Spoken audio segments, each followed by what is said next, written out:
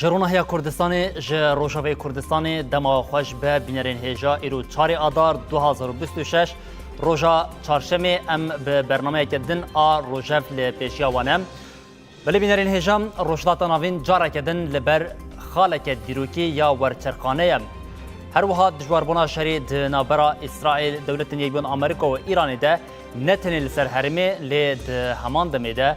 لسرانسر جهان جی انجام خوین مزن دینه به وی اکیره مجار هری زیدتی نقاش کرن ده وی چارچوبه ده یک جی باجروجا گلی کرده لگوری پسپوران کرد کارن هم ده هفسنگیا هیزی ده لسر عردی و هم جی ده پیواجوین دیپلوماتیک ده اکتوره که دیار کربن روشن پیش ده نتنی شر لید همان دمیده ده چارونوسا گلان ده جی شکل بگیره و دیار ببن امی دوی ساعت آخواده به طایبت روشا و شریک و حی و باندورا و یا لسر گلی کرد و هر وها پیواجوا لباکور کردستان و ترکیه تماشاندن بریا میوان خوین هجامی نقاش بکن لی اوجیم پشتی بین آب بره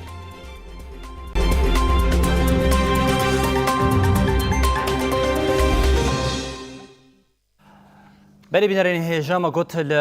هرم شرکه کو افشر جی باندوره لسر تواهی جهان دیگه نه تن روشتات ناوین لی و جاره باندوره که سرکه یا لسر اصلا جهان ده کرن هیا اوجین ایریشن اسرائیل امریکا ین لسر ایران او برسفداینا ایران و جاره یا جهمو ولاتین ل روشتات ناوین کو طیبت هیزن امریکا انگو بارگهن و لهین هیا و اف یک دهلکم ده اصلا نافنتوی ده ببر روجا که سرکه جبر کو باندوره لسر هر کسی دیده چه کرد لیج هر کسی دیده ترجی ام دکاریم بیشین باندوره که آخوا یا سر گلی کرد هیا گلو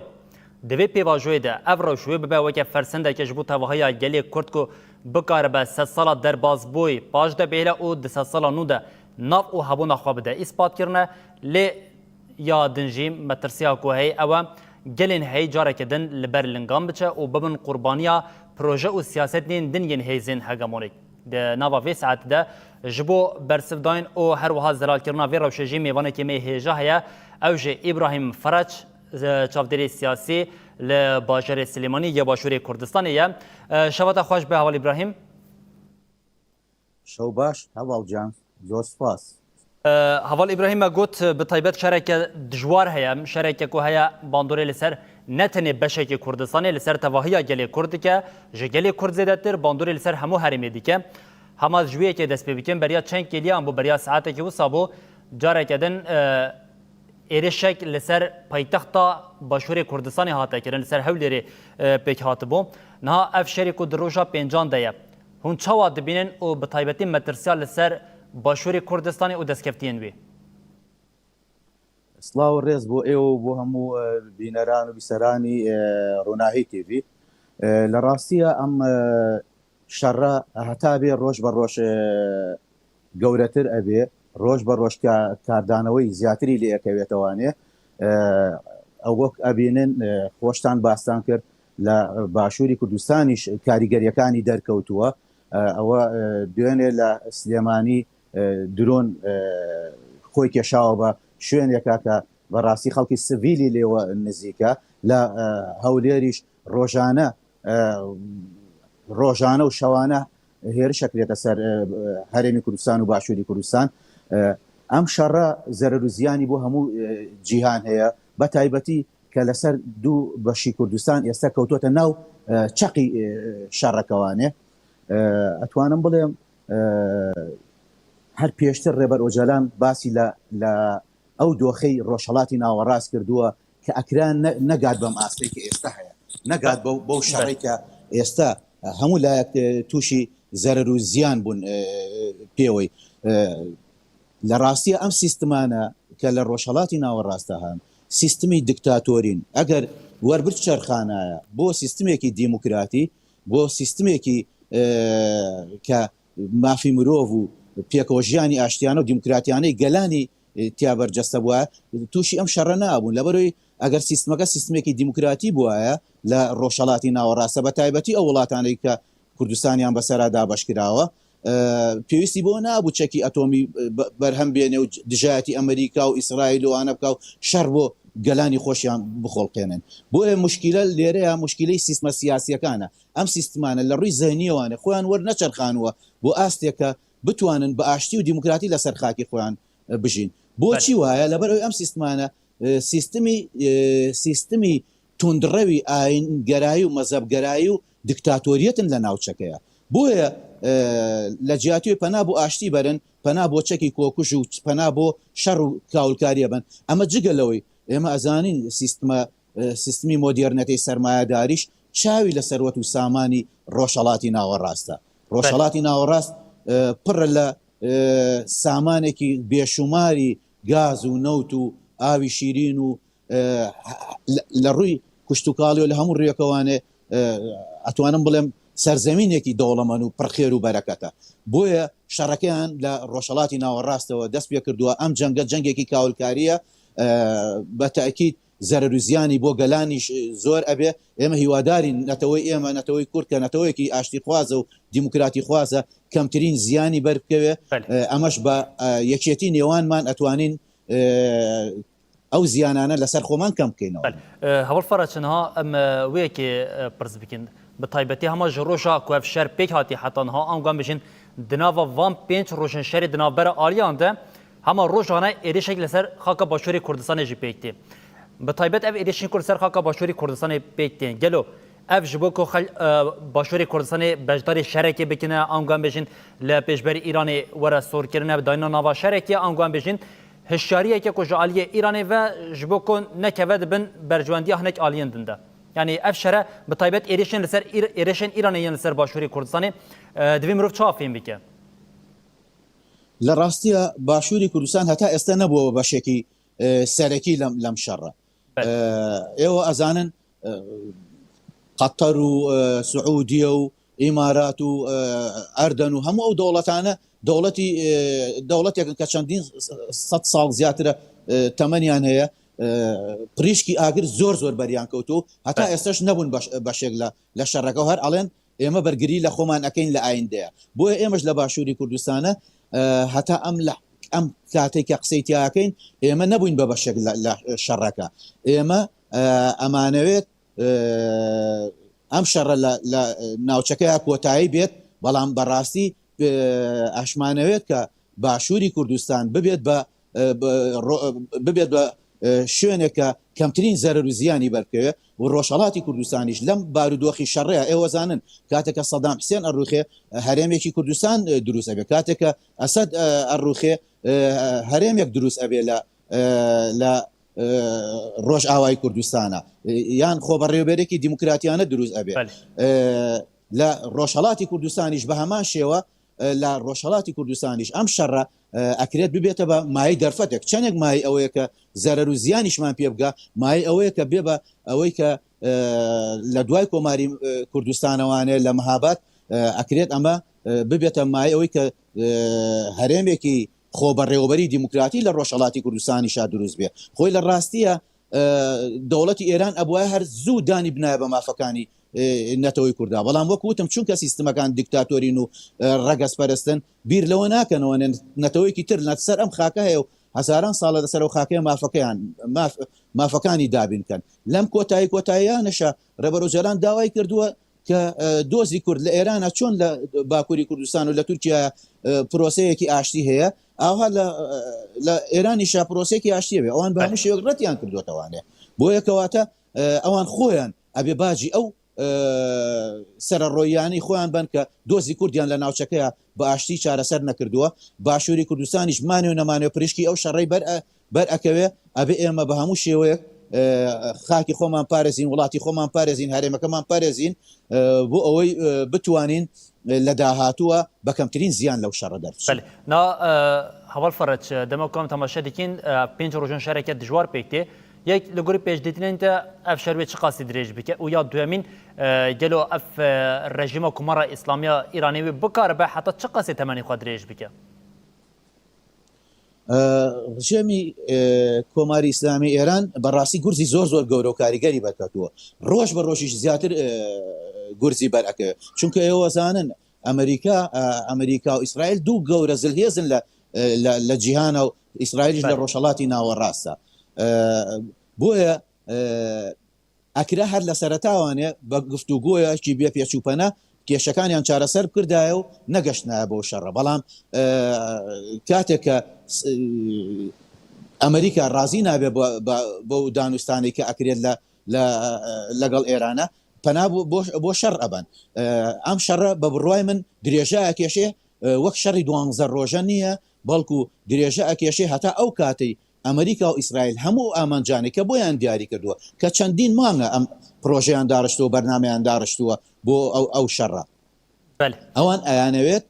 هەموو ئامانجەکانی خۆیان بەدی بێنن ئەو ئێستا بە ئاشکرا ئەڵێن ئێمە ئامانجمانەوەی کە ئەم ڕژێمە بگۆڕین ڕژێمێکی تر بێتە ئاراوەکە کە جێی مەترسی نەبێ بۆ ئیسرائیل و بۆ ئەمریکا ئەم ڕژێمە لە هەوڵ ساتۆ کاتۆتە سەر حکوم هەم مافەکانی نەتۆی کوردی پێشێل کردووە هەم دش بە ئەمریکا و ئیسرائیل و ئانەش مەرگ بەر ئەمریکا و ئیسرائیلی بەرز کردوێتەوە مافی نەتەوەی کوردیشی پێشێل کردو کۆمەڵکوژی لەسەر گەلی کوردی بەڕێوە بردو ڕۆژانە خەڵک لە ئێرانە لە کوردستانە لە سێدارە ئەیە بۆیە ئەم جۆرە لە سیستمی سیاسی هەر وەکو سیستمەکانی تری وەکو قەزافی و وەکو بەشار ئەسەد و وەکو سەدام حوسێن و وەکو ئایندەی ئەردۆگانیش ئەگەر بێت و دۆزی کورد بە ئاشتی چارەسەر نەکە چارەنووسی تورکیاش بە هەمان چارەنووسی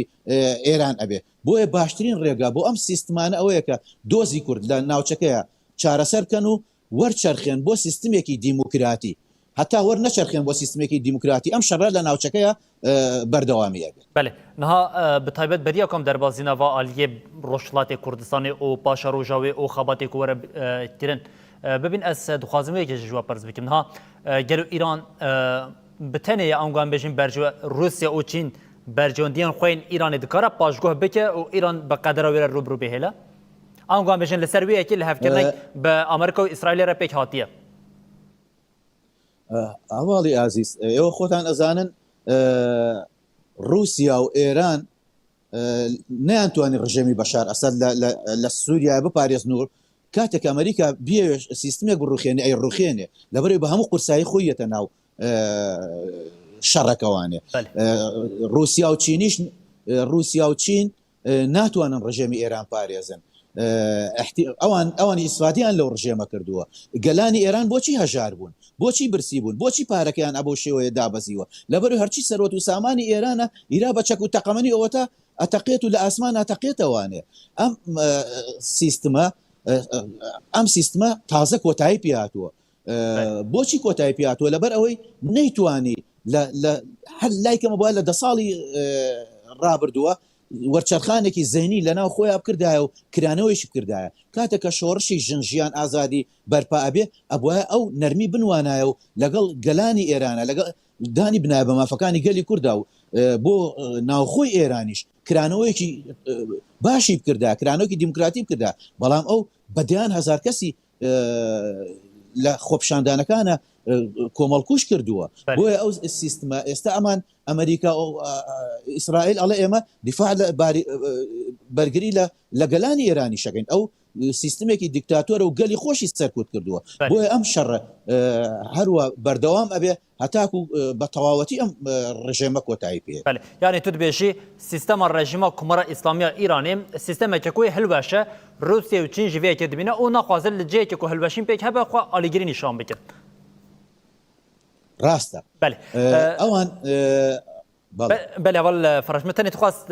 نریناتا کو من گرتی راست بیانم تخواست بیه که بزنم نها ام بحثانه که روشلاتی کردستانی بکن اول فرج نها ل روشلاتی کردستان جیم اف وکوانی زمان کو به طیبتی دی چارچوبه سرهلدانا جند جان آزادی ده و به درجهیا دیروکا روشلاتی کردستان ده گل روشلات دنوا سفربریه ده دنوا سرهلدانی ده و جدستی وی رژیم کومر اسلامی ایرانی جی گلک شاندیه گلو د نوا دمین پیش ده بطایبتیان بشین تشتا کو هری زیدم جبو خلکی می روشلاتی کردستان دالیه ریک خستم بونه ده و دالیه جواکی ده و دالیه پاراستنی دوی چه به ئێوە ئاگادارن لە تەلەڤیزۆنەکە ئێوە شەوە بڵاو بوانێ کە پارتی ژیانی ئازادی کوردستان و بە تایبەتی ئەو پەیمانەی کە لە نێوان حیزبەکانە دروست بووە ئەمە خاڵێکی وەرچەرخانە بۆ گەلی کورد لە ڕۆژهەڵاتی کوردستانە پەژاکیش داوای لە گەلی کورد کردووە کە بە هەموو شێوەیەک یەکێتی نێوان خۆیان ڕێک بکەن خۆیان بە ڕێخستن بکەن کۆمیتەکانی محلی لە ناوچەکانی خۆیانە دروستکەن بێنە لای یەک چونکە بەڕاستی ئەم ساتانە ئەم دۆخێکە ئێستا ڕۆژهەڵاتی کوردستانی تیا دۆخێکە وەرچەرخانێکی مێژووی دروستەکە وەرچەرخانێک دروستەکە کە نەتەوەی کورد ئەو هەموو زۆڵم و زۆرەی کە لێ کراوە ئیتر بەرەو ئازادی بڕوە بەرەو بەدەستێنانی مافەکانی بڕوە ئەمەش بەوە ئەبێ چۆن هەموو کورد بۆ ڕۆژئاوای کوردستان هاتە سەر شەقامەکان ئاها بۆ ڕۆژهەڵاتی کوردستانیش هەم لە ناوخۆ هەم لە دەرەوە پشتیوانی گەلی ئێمە بکەن لە ڕۆژهەڵاتی کوردستان بۆ ئەوەی کە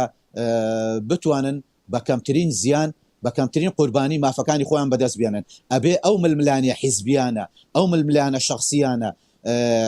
کۆتایی پێبێت ئەو چەکدارانەی کە لەگەڵ ڕژێمی ئێرانان ئەوانەش ئەبێ دەورێکی گەورە و کاریگەریان هەبێت بۆ دەورێکی کاریگەریان هەبێ لە دەوری کاریگەریان هەبێ لەگەڵ خەڵکی ڕۆژهەڵاتی کوردستانە ئەوان بتوانن ئیتر ڕیزەکانی ڕژێم بەجێ بێڵن تۆزێک شەرەف و کەرامەت بۆ خۆیان بجێڕنەوانێ و بتوانن ڕۆڵیان هەبێ لەوەی کە نەبن بە مقاشی دەستی ڕژێم لەم کاتە ناسکەیە ئەو ڕژێمە ئیتر کۆتایی پێ هاتوو ئەبێ هەوڵ بن یارمەتی خەڵکی خۆیان بن گەلی خۆیان بن لە ناو کوردستانە هەموو گەلی ئێمە لە ڕۆژهەڵاتی کوردستانە بێنە لای یەک هەموو ئەو ململانەی کە ئەبێتە مای زەرەر و زیان ناکۆکی نێوان گەلی کورد کۆتایی پێبێ حیزبەکانیش ئەبێ بە ڕوئیایەکی کراوە بێنە پێشەوانێ بە هیچ جۆرەك نابێ سیستمی حیزبایەتی بخوێنرێتەوە بێ قسە لەسەر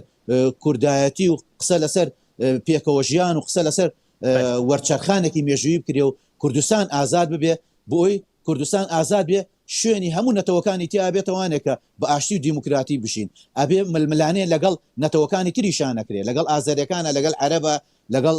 تورکمانە لەگەڵ فارسە هەموو ئەوانێکی هەن لەوێ ئەبێ یەکێتی نێوان ئەو گەلانە دروست ببێت بەڵام گەلی کورد ئەبێ پشت بەخۆی ببەستێ بۆ ئەوەی ئەو بارودۆخەی لە ڕۆژئاوای کوردستانە هاتە ئاراوانێ و خێڵە عەرەبەکان خیانەتیان کرد نابێت زۆر ئێمە پشت بە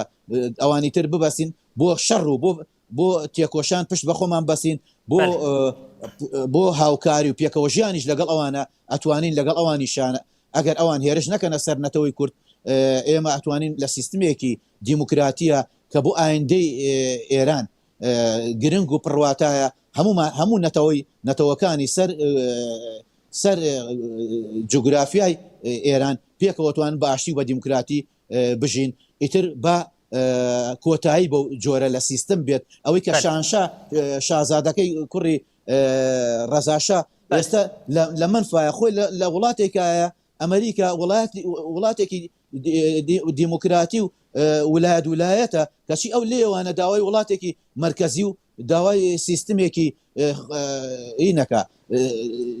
ناوەندگەرایی ئەکات دژە لەگەڵ یەکگرتنی گەلی کووردە یعنی ئەم جۆرە عەقڵیەتە بۆ ئایندەی ئێرانیش هیچ سوودێکی نابێ هەمان ئەو سیستمەی کە لە ڕابردووە ڕەزاشا و حەمە ڕەزاشا و ئەوانە لەگەڵ گەلانی ئێرانە سیستمی دیکتاتۆری بوون دوایش کە سیستمی کۆماری ئیسلامی هاو ئەویش هەر دیکتاتۆری بوو ئەویش ئێستا بێتەوە هەر بۆ تێڕوانینە ئێران بەرە بەڕێوانێ ئێران پێویستی بە سیستمێکی دیموکراتیە پێویستی بە ئاشتی و کۆمەلگایەکی دیموکراتیە یعنی هەوڵ دەبێژن خوا سیستەما ئیرانیا بەرێ مونارشی بوو ئەو هاتە ڕەتکردن لە جێوی ئەف کومەڕە ئیسلامیات ئاواکردن ئەوژ هاتیە ڕەتکردن نا تەنێ چارەسەری ئاواکردنا کومەڕێکە دەموکراتیکە ئیرانی دێ هەڤڵ فەرەج ئەس vêkê ji we pirs bikim di nava gotinên we de jî derbas bû yani piştavaniya ji bo Rojavayê Kurdistanê û serhildanên ku piştavaniyan ji bo Rojavayê Kurdistanê pêk hatin ji bo Rojhilatê Kurdistanê ji vê heman tişt dubare bibe wê demê em dikarin bêjin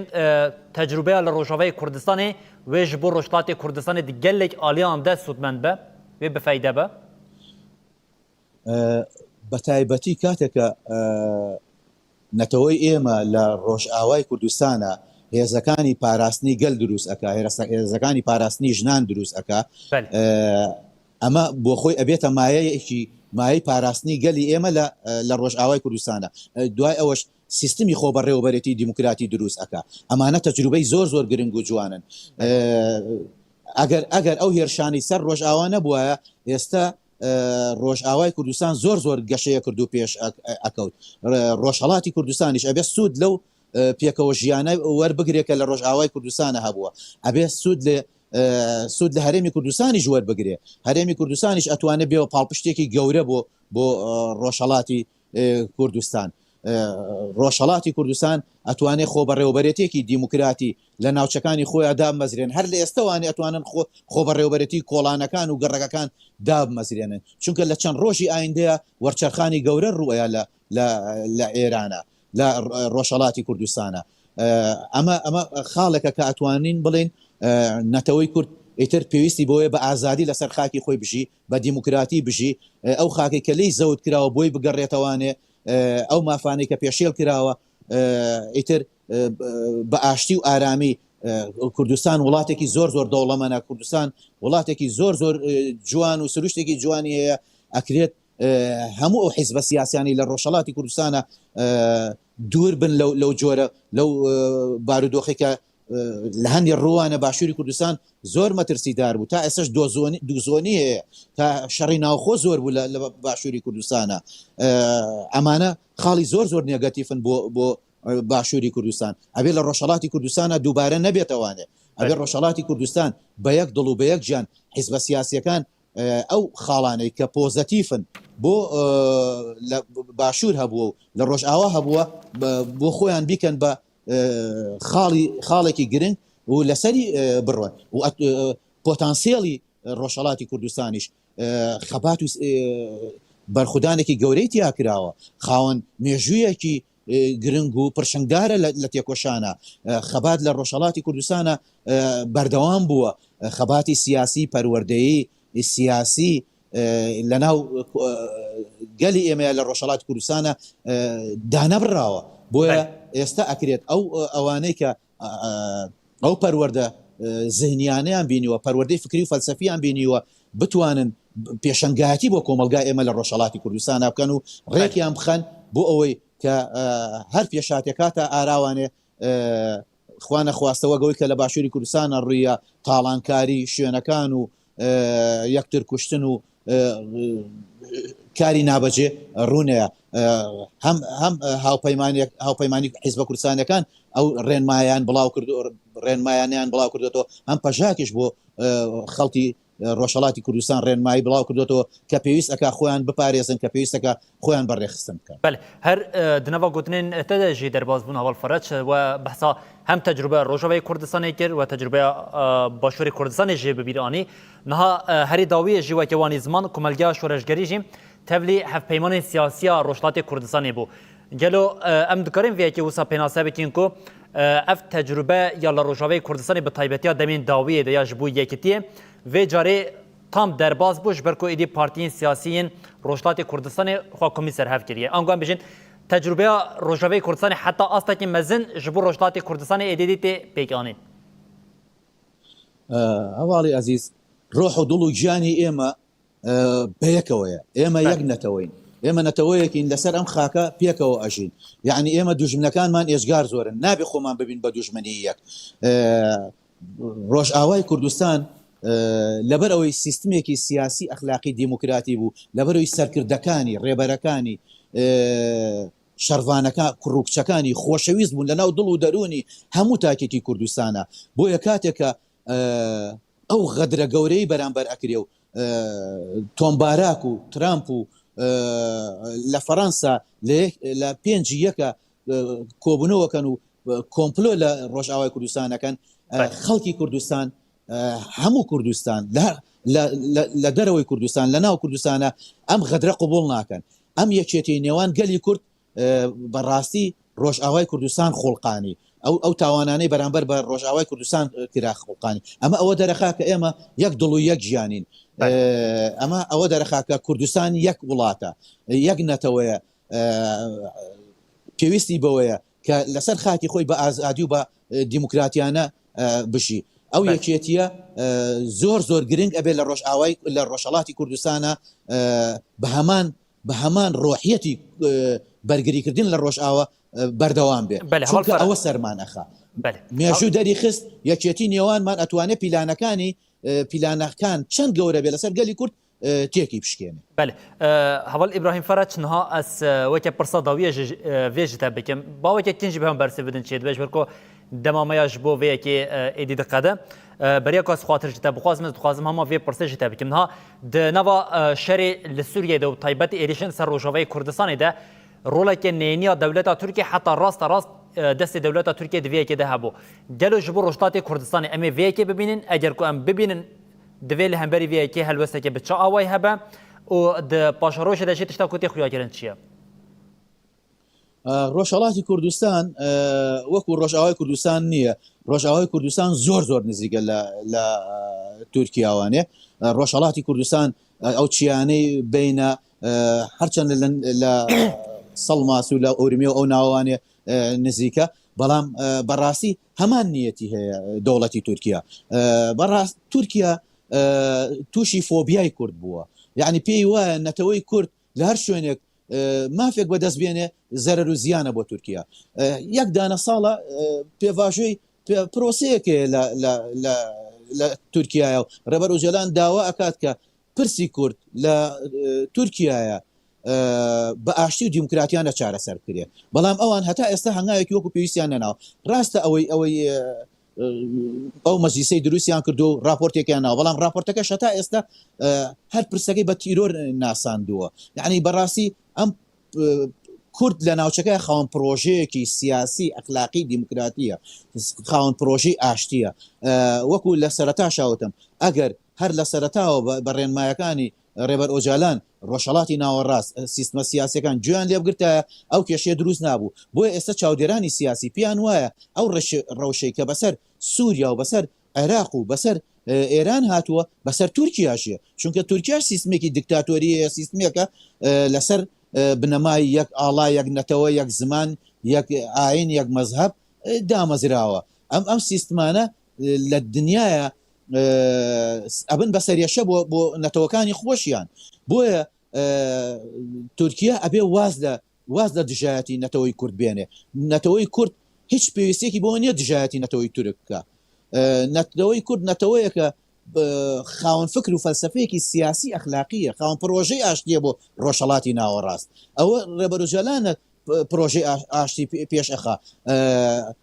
ئەوەی تیرۆر بێ لە نەتەوەی کووردا بوونی نییە ئەوەی کە تیرۆری بەرامبەرەکرێ نەتەوەی کووردە ئەوانەی کە تیرۆریستن دەوڵەتە داگیرکەرەکانن بەرامبەر گەلی کورد تیرۆر بەڕێوە بن و کۆمەڵکوژی ئەکەن و کیمیاییان کردووە بە گەلی ئێمەیە و ئەنفال کرا و 4,000 دێ لە باکووری کوردستانە وێران و سووتێنرا و کاول کراوە لە ڕۆژئاوای کوردستانە تعریبێکی گەورە لەسەر گەلی ئێمە کراوە لە ڕۆژهەڵاتی کوردستانە نایەڵن لە بە زمانی کوردی خوێنرێ لە قوتابخانەکانە یعنی نکۆڵیکردن لە مافی کورد ئەم شەڕ و ئاژاوایی بۆ ڕۆژهەڵاتی ناوەڕاستیە ناوە وەکو پێشتری ژتم ئەگەر سیستمەکانی ڕۆژهەڵاتی ناوەڕاست سیستمی دیموکراتی بووایە و ناناوەندگەرایی بوونایە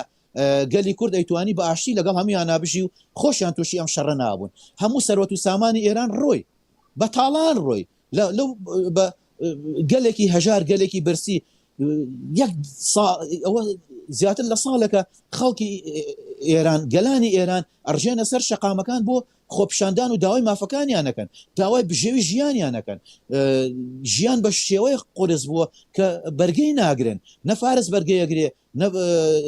کورد بەرگەیەگرێ نە ئازاریەکان بەرگەیەگرێن نە بەلوچ و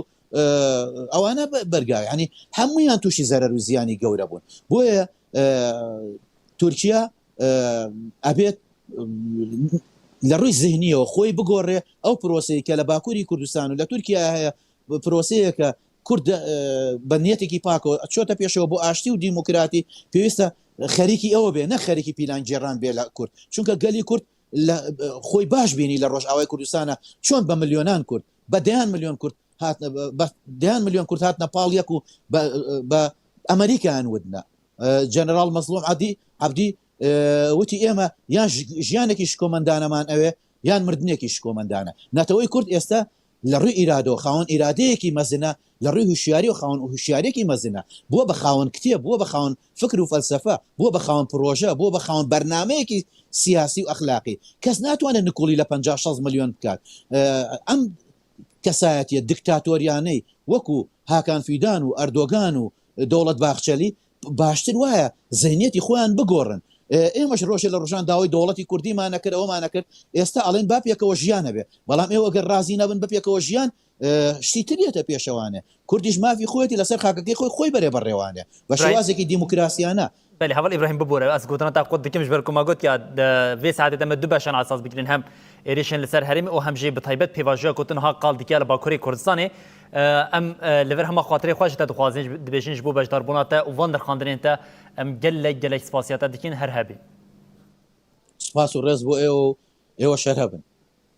بەری بینەرین هێژا ناوا vê saetê de me got du mêvanên me hêja hene bi taybetî hem ji başûrê Kurdistanê êrişên li ser başûrê Kurdistanê û giringiya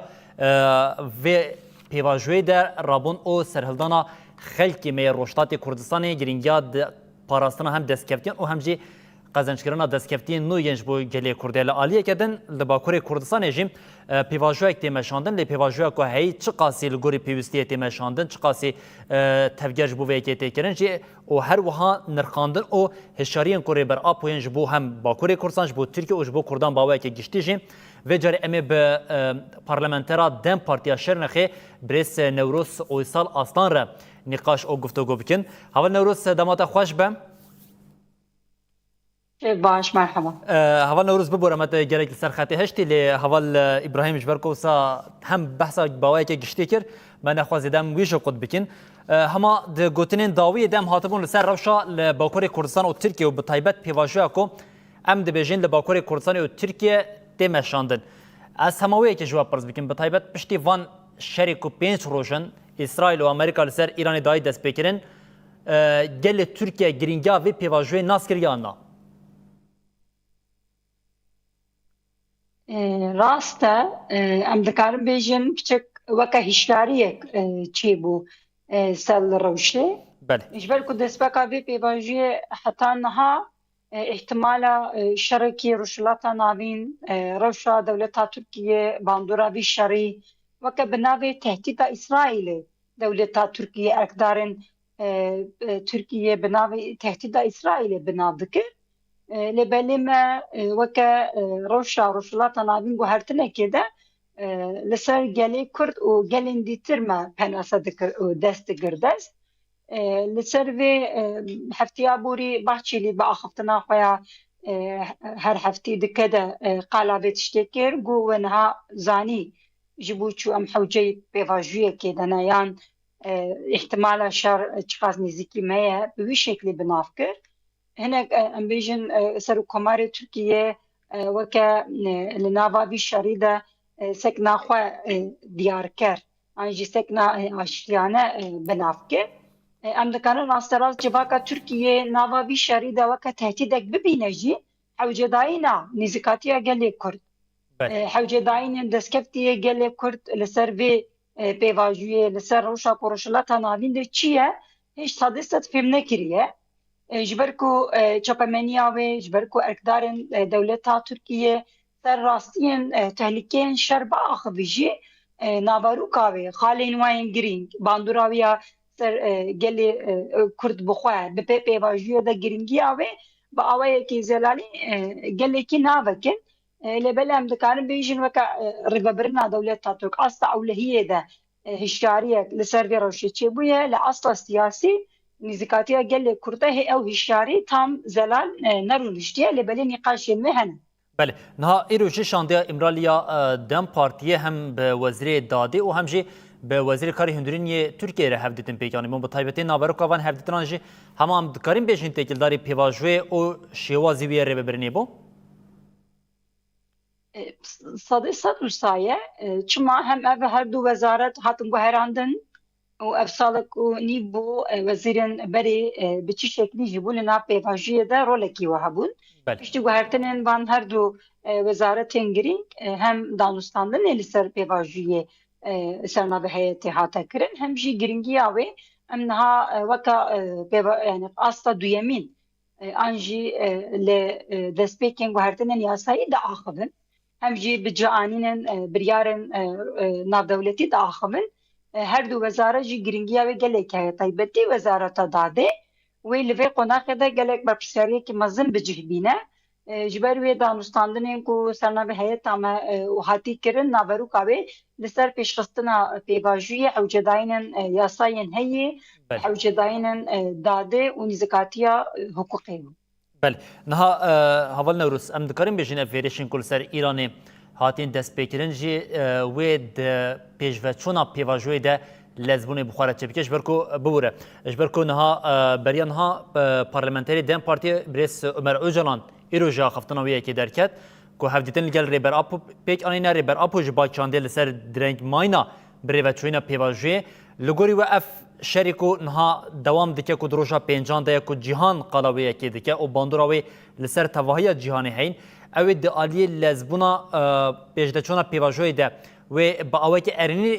پیجده ببه یانجی ام بجین آلی نگاتیو دوی باندور بکه انها شركو دقومه و باندورا و دمي و حتى چيجان استدا وره بچي شكلي بكاس نكاري صاد سطل سر نرخاندنه كي بكالي طبليكو هيدا احتمالا بدياربون وبلابونا بشري هركز راست بينا غاباكو بيواجون دس فكري حتى نهاري بري جلي كرد حوجه داين لزگيني ودرك نهشتن بپلان سياسيين افخوي بپلان برجواندين جدا لسر به نینکرن و بلزگینی پیش بکبه هشیاریا بکر لگوری و هشیاری خواه گاوین خواه دکلاراسیوناوی بانگوازیا پکی که پاجوکشاندنین و یعنی دمکی نزیک ده گاوکین گل مازن هاتی آبتین جی اف گرینگی و برپسیاری دیتون کو اف پیک آنین لبنی نها دولتا ترک پشتیشتری کو امبیجن روشلات انجیل ایران قومی اشونده و با آوایی که شر به گریدایی بچخاز لزگینی وانتشتا بجهبینه راست تقدیمه که یعنی چیزی که دیار کرد رو بیجی زحمت ده لراستیه که اگر کو دولت ترک به شریده با آوایی که نینی خو ببینه جیده به پیواژی سر راست بکه با آوایی که ارینی خاطر ده وکروله که جدا جو خاطر ده ببینه حوجی که به پیواژی پیش بخه هر دو آلیاده حوجی داینا به پیواژی پیش خستنه و هی بله نا هوالنا روست بخواجی پاریزره که مو بتایبت نوا دمین پیش دجی دمین در باز بویده هم د بیرو حقوق اساسی لیدو هم جو پاریزرتی ریبرا پوجی دیگره نه جبوک اف پیواژو ل ترکیه دمک زوده انجام بگیران گوام بجین به پیش بکوه لگوری کوتی گوتن جالی رایدارین دولت ترکیه و پیوستی به پیواژو که قانونی دریشه انگو پیشاوی یکیش گلک خال دکارن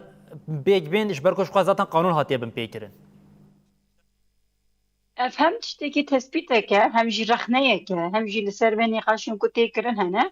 جبركو قاضي كور آبيتن قاضي أصلا حقوق دو آلية يعني دو بشا حتى بنافكرن هم برابوري هم جي بقوتو بيجن أقدارن دولتي وتيفاجيه ده يك حوجداين ياسايي نو جبوكو من جهة نتني جيري لاين بكيكي تن بخوان كردبون سياسة ديمقراطيك لسر ناسنامه او چاندا زمان کردی کارو خپات کرن با اوای کی جزا کرن در بکوه و لسر وی حوجه داین یاسای کی طیبت انویه بناوی و چرچوه بناوی و قود چلو به بلا به ابصر خوی اما لی بلی تشتی کو حوجه گهرتن یاسای نه اما دولت تاتوک اب سالانه بن پیدکه اب گاوج دویلورن آواک یعنی بین آویتن افجي وككو قال جارات يقولن باش بكشاندن بريارة قيومة أصلنجين لسر قرتي هذا قومة بريارن درجة ما فهم روبنا أوروبا كنا بابيدا ما فيه فيجي هي ديسا بيش ذكرنا قالك تشتين جدا عند كارم بيجن دو آلية دولة ترك هم آلية صايب أفصال كوني بسكنة أفصال كوني بيجي تشتغو جهرتن زاغوني يا صايح حوجنك اما باوی که کریارن اداری کریارن به اقدارن دولت یعنی برپسیارن و هاتی کرن دجی گوهرتنه کی بچوک هبجی باوی کیش کمبر گوهرتنه انگل کی مزن نچین بله نها د نوا آخفتنین کو بتایبت شهرین کو ریبراپو کرین دام گام بجن داخوازین کو کری یک جه دزوتنی دمیده راکرنا وان قیومان بون اف قیومین کو بتایبت اگر کو از شاش بمدکارین من راز بکن پشتی پیواژا 2015 و پیده پشتی کو دبن ناوی داربه 2016 پیک هاتو لهمبری ویکی پشتی ویکی ایدی اف بریارا حکم قانونی ده درکت و هم ایدی وکه لکه کل نوا دیروکا ترکیه که دیلو جبو وی قیومی پیوستی به دستوره که بنجهنیا نوهای آنگوان بجن دنهاجی سرکوماری AKP اردوغان دکاره وانه همو جاره کدن سر راز بکه. ev guhertinin piştî 2016 yine guhertinin mekezabûnîne yani destûra bingehîn hewce nake ku were guherandin wekekî em bêjî biryarnameyekî yekalî bû piştre zabûnan şarederiya de jî cihê xwe girt ama yani lêbelê du meha care ev biryar têne dirêjkirin yani li ser şarederiyekê biryarek were dayîn heta 5 sala yani li gorî hilbijartinê ku şarederiya were dubare kirin ev 5 sala nadûmen دو مها جارکه لسر به بریاره لکولین چه دبه و بریار تی درش کردن و گلک جارج اف درش کردن بریاره لسر کاغذه به امزکرینه که نو چه دبه نرخاندنه چه نابه امجد خوازن لسر به بیشتر دو مها جارک بوان نرخاندنه که چه به بده دکاره دوباره بریاره قیوم درش نکه جبر و دستورا بینگهین گوهرتنا و نحوجه نزیکاتیه کی سیاسی گوهرتنا نزیکاتیه پولیتیک حوجه بله شو هر همه تکلداری ویه که بارد کم ایرو بو جاره کدن بریارش بو درشکرنا دما قیومی لشارداریا مردینه هاد درشکرن دو وقتا که کو او یک پیک هاد ده ام بجین گلی میل باکوری کردستانی و چوان جی پیواجویا کو تیمشاندن هیویه بگیره geleme Bakurê Kurdistanê roja yekem heta niha de bi vê pêvajiyê bi kiryarên dewletê bi nîzîkatiyê dewletê bi guhertinên dewletê bi hîvî bi baweriyekî mezin ti cemî ticarî çê nebû ne rêberê gelê Kurd bi vî şeklî nîzik bû ne heyetên me bi vî şeklî nîzik bû ne siyaseta me bi vî şeklî nîzik bû rastî û rasyonalîteya ku rojhilata navîn de diqewme li gorî vê rastiyê tevgerandin hebû her du aliyan de jî li gorî vê rastiyê tevgerandin de jî gavên ku were avêtin de li ser esasên siyasetê polîtîkayê gav avêtin nîzîkatiyekî li hemberî her du em bêjin ku derbikeve hebe li ser vê weke bawerî weke rasterast nirxandinên gel rexneyên gel nîzîkatiyê li ser dewletê rasterast bi cih de ne lêbelê ku ev rastî û heqîqet li dîtinê de zêdetir divê rastiyên karakterên vê pêvajiyê cî were dîtin weke bertek nîşandan neqebûlkirinê de zêdetir divê em bibînin ku tu carî dewleta Türk bi rojhilata navîn de şer û pevçûnê ku diqewime de her ku diçe hêza Kurd îradeya Kurd destkeftiyên Kurda zêde dibe naxwaze li Bakurê Kurdistanê ev destkeftî ev îrade zêde bibe heta ku ji were ve bixwaze ve îradeyê qers bike êgo bixwaze êgo xebrê xistin bike êgo li vê de cih bîne em ji bo ku em nîzîkatiya dewletê ji were guhertin hem bi awayekî diyalog û müzakereyê de gelek nirxanin weke xal bi xal tê axaftin jî li qadê de li hemberî vê de tekuşîna me jî didomin بله ناول نوروس دمان مجی بر بداویه و دچه و پرسا هری گرینگ به تایبتی یا که همه تکیلداری روشا نها کو گلی کردی را درباز بز خوازم شته بکم ل روشلات کردستان دیار هم بجن ایرشه که ایران و اسرائیل شرکت دجوار و دیار کوی دمدرش پیک وره شرکت کو جهانی باندورد که هیا هم وقتی ویه که هم بجن ل روشلات کردستان جیم 5 پارتین هیزه که هفپیمانیا سیاسی روشلات کردستان راگاندن هری داوی پارتیه کدن جی ایرو تبلیغی هفپیمانیه بو لیبریان ها جاره کدن وزیر کار در و دولت ترکیه هاکان فیدان گوت اموان جنیز و دشوپینن گلو احتمال ویه که هیا کوان بجین چاوا کو دولت ترکیه دستوردان دخاکا سوریه دکر بو سدما کو کمکوژی پیکورن او د کمکوژان د بخارو لکه سرکه جلیس لروشلات کردستان همان تشتی بکه او اف یک و باندوره که بچه آوای و جاری لترکیه و باکوری کردستان بکه em sedê sed nikarin her du pêvajiyê weke hev dest bigirin dest ji ber ku têkiliya dewleta Tirkiye û Îranê destpêkirina vî şerê karakterê wê ne bi awayekî navxweyî zêdetir şerê ku navbera İsraîl û Amerîka û Îranê de çîbûyî bazarên wa rewşa ku derketî li nava wê de em nikarin bêjin راستراس اوه اما دولتا ترکیه نواوی شریده با آوایی که به عالی هم دخوازه بمینه هم جی دخوازه گل کرد ببی داره با آوایی که دستکفت ستاتو در نکبه بله یعنی و هر دو تش تهوره بخوازه نممکنه که هر دو تش به هوره چه ببیان و تکیلداری شر ببه یعنی استراتیجی خواهی لهمبری کرده بگو هرینه جبر و راستراس دولتا ترکیه لسر بی شریده روژا ششمین امدچن ام بیجن لسر بی اوایی که وکیری رنگی خواه گوتنا خواه پوزیسیون خواه نداید دیار کرن وکه پوزیسیونه که به عالی دخوازه ببینه لباله ام دخوازن دولتا ترکیه لهمبری بستاتو بنا کرده هر اتفاقا ده هر تکلیه ده هر تماسا ده وکریه لباله وی چه قصکار به روشلات کردستان ایران دوان تکلیه تبی اندام ناتوی تبی لناوا وی شرده به آوایی که احتمالا شر سنی و شیعی هبه تبی احتمالا که شر ایران که به شر که هرمی ده نممکنه که وکا سوریه راست بجه بگره یعنی پیش روژه ده چه بقومه مرو نزانش برکو روشه که ندیارجه هیا لقاده ده لباله ام دزانن حتی کش دولتا ترکیه وره وی لهمبری بستاتو بنا كردادا إرادة وهبة لبلنها دس يعني احتمال أنجي درفتي وينكو راست مدهالي بيراوشي بكتنه بله نوروز سویسال اصلا پارلمانترا دم پارتیا شر نخش بو بجداربونا و ام گله سپاسیا و دیکن هر هبن اول نوروز سپاس خواهش دم باش بله بینرین هجاد ساعت دسپیکی یا برنامه آخوی روژف دم هول داکو هم باکوری کردستانی هم باشور و روشلات کردستانی تشتا کو دقومه و اتمسفر کو هین و تشتا کو دوی بیکرین تجربه کو هنه چاند کارن سود جبین گرتن بریا میوانین خوین هجا بو بینرین هجا را پار بکن ام لور نابره کی بدینه و دسر ساعت ده ام جاره کدن و جاره بمیوانین جدا لپیشیا وبن او ام جاره کدن روشا هی با اوای که هری زلات چواد کار بفهم کرن بریا میوانین خوش وره پیشکش بکن لینها نابره کن